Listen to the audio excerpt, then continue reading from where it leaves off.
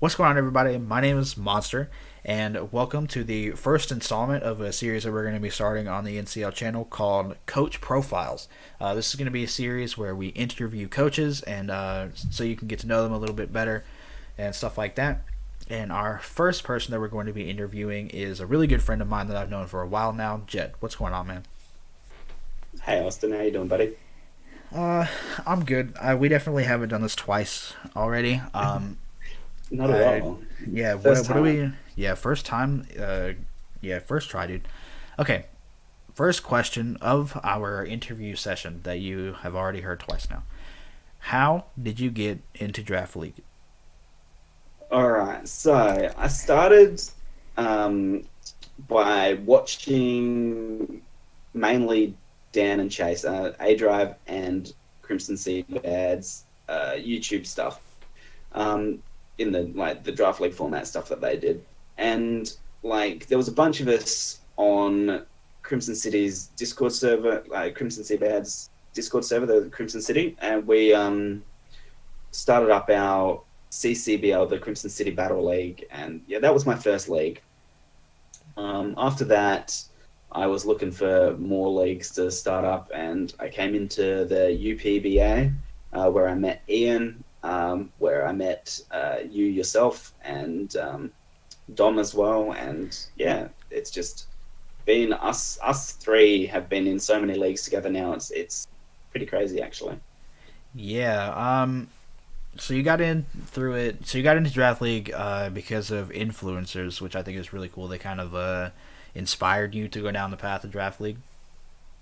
Well, yeah, I just thought that the draft league format was really interesting, like a really interesting way of playing Pokemon, and it's my favorite form of competitive Pokemon for sure. It's the only form that I play currently, and it's just really fun, in my opinion. Okay, I feel you. I feel you. All right, next question. How many leagues have you been in, and what were your results? Um, let's see. I think overall, including ones I had to drop out for various reasons, it's been like 10 leagues all up. Um, CCBL being my first one, UPBA being second, D&D was around the similar time, I think.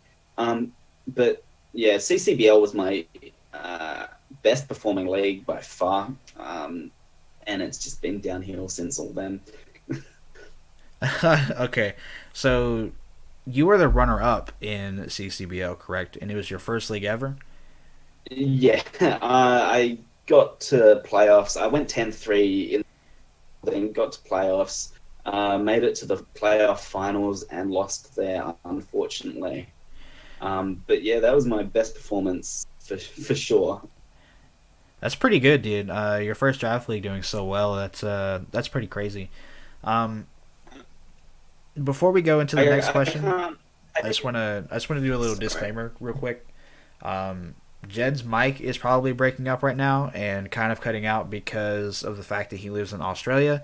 This server that we're currently recording in is based in it's the server that's connected to is US West, so it's quite a long way away from him. And so if his Yeah, mic's breaking up, that's what's going on. exactly.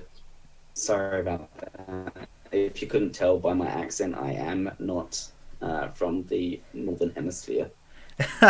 Yeah, so just so if his mic breaks up a little bit, that's what's going on. And yeah, so next question: what was your most successful Pokemon in these past leagues?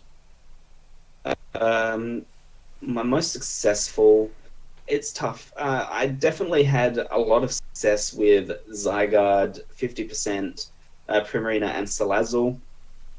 In the CCBL, they were my highest performing Pokemon by far.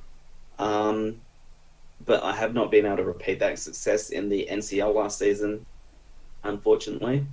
But Aerodactyl did really well for me there. I don't know. I've had a few really well performing Pokemon, so um, yeah, it's hard to pick just one. But I guess if I had to choose something that's put the most work in for me, it would probably be my mascot Salazzle. Okay, It's just a really hard hitting threat. So Okay, I feel you. So you kind of have like a core group of mons that you fall back on that do really well for you, right? yeah, exactly. I don't like drafting the same stuff all the time. So I try and draft new stuff as much as possible, but there are a select few mons that I use to fill niches in my team when I can or when I have to. So like Zygarde, Primarina, Salazzle, Cryogonal, Aerodactyl, Silvally now as well. I like all of them, and they definitely fill spots on teams when I can't think of anything else to draft in that position. That's pretty cool, man. I know I particularly focus on one mon a lot. Um, but yeah, that's I think that's pretty cool and definitely a good way to go into draft league. But yeah. So next question: what is your favorite Pokemon? Your all-time favorite Pokemon to draft? Well, yeah, as I was saying before, um, if the thing that I've drafted in the most drafts, and I think it feels like its own particular niche, and it's my favorite fire type to pick up. It's the only fire type I will consistently look at in almost any draft, but it's mainly because I always look for a grounded poison, and that is the Salazzle, my mascot pick. Definitely my favorite mon to pick up in draft. It's just the unique typing that it has, and the awesome ability just makes it a good threat. Okay, so going back to the old mascot, I feel you. I feel you. I don't think I've ever drafted my mascot, which kind of makes me sad. But if you're, Yeah, well, I feel like if your mascot's putting in that much work, then you got to pick it, right? well, yeah, exactly. And I mean, the reason it's my mascot is because I changed my team name to be more around the mon that I picked more. So Right. Okay. All right. So next question: what's your general opinion of your team this season in NCL? I think I drafted a pretty good team, to be honest. Um, I don't think it's the scariest looking team out of them all, but I think it's well balanced with a lot of offense, a little bit of defense, lots of hazards and hazard removal, and I think it's got some decent balance to it while still being a very offensive threat. It's not the bulkiest or anything like that, but it does have bulk needed to help my team, I feel. Okay. I know your speed tiers were very, very fast, right? Yeah, I think half my team is over 100. That's insane. Definitely going to be super hard to speed creep for your team. But Yeah, I for like sure. that. I like Though, that. yeah, Trick Room is obviously something I look out for, AKA but J. yeah, it's definitely something that I can work around. Okay, I feel you. All right. So next question: how well do you think you'll do this season? Well, yeah, that's the question, isn't it? As I said, my performance since the CCBL has been on a bit of a downhill spiral. I haven't performed that well in a league since. I mean, most leagues I've been in and got to the end of, I've at least made playoffs or missed out on playoffs by situations out of my control.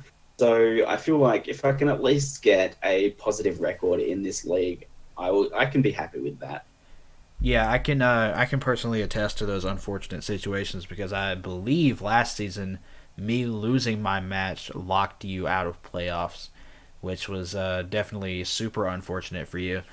But Yeah, it was something like that. I mean, last season at NCL, I ended up 7-5, like 7 wins, 5 losses, with like a +5 differential or something like that. And then just because of the way that the divisions were, it means that like a 2-8 team or 2-10 yeah, two even ten. team 2-10 team from the other division managed to get into playoffs just because our division was so much stronger during the course of the season, and there's nothing I can do about that personally, so I wasn't too worried about it. Yeah, that's definitely unfortunate, but I do respect the fact that you're keeping a very realistic expectation and just trying to go positive in general. That's definitely a good way to go into a league. But Yeah, I think so. yeah. So next question: what Pokemon do you think was tiered too high this season? Um, I don't feel like the tiers were too bad this season. They're much improved over last season of the NCL, that's for sure. Um, the defog meme and all that. Omega Law. Yeah.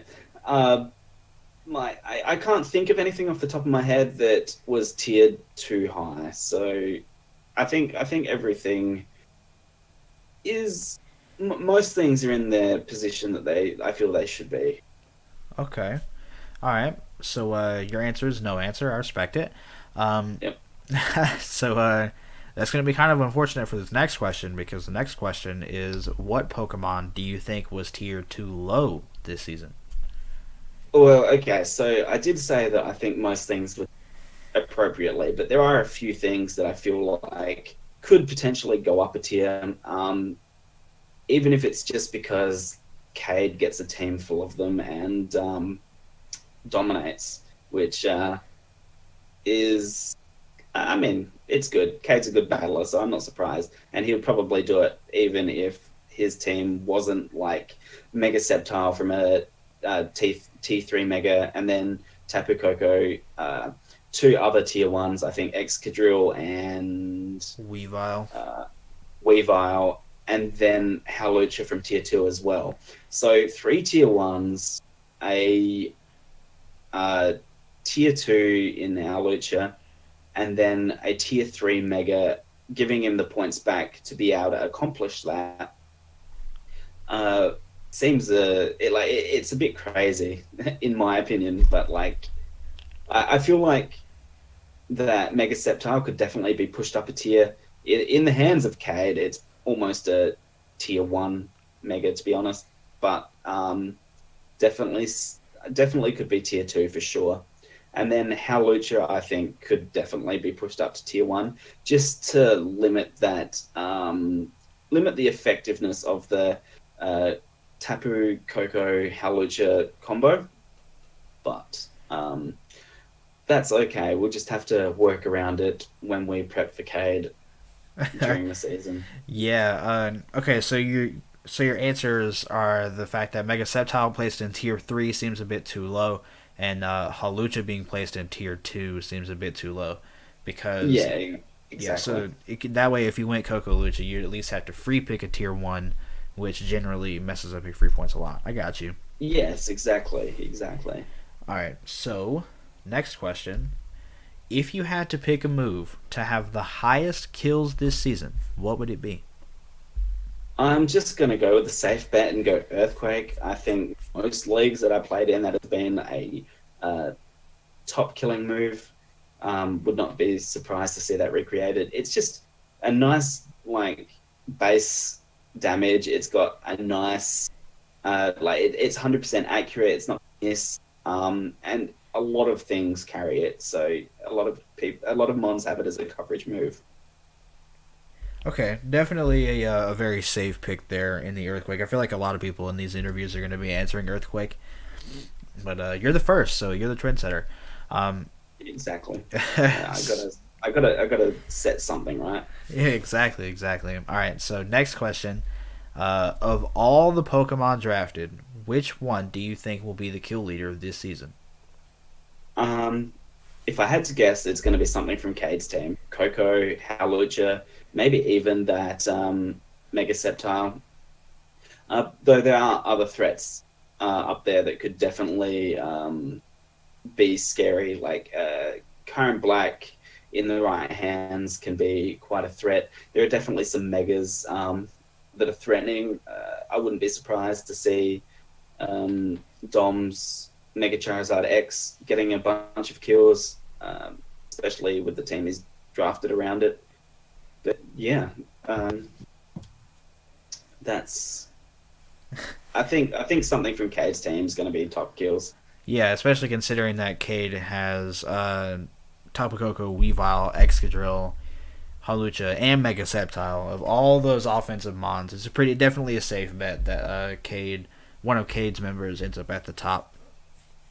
Yeah, for sure. Though, I mean, obviously there's a bunch of good battlers in this league, so like there's definitely going to be some upsets, and who knows what will happen in the end.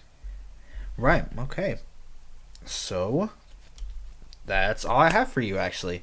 So yeah, this series again is to try and bring you guys the personality of the coaches and their kind of history in the past and stuff like that. Hopefully, you guys got to know Jed a little bit better. That's the entire idea of the interview. Yeah, hopefully my lack of personality didn't put you off. So yeah, that's gonna be it for us, guys. Thank you guys so much for watching the video. Make sure you check out my channel and Jed's channel in the description below. They will both be there. And have a nice day. Thanks, guys.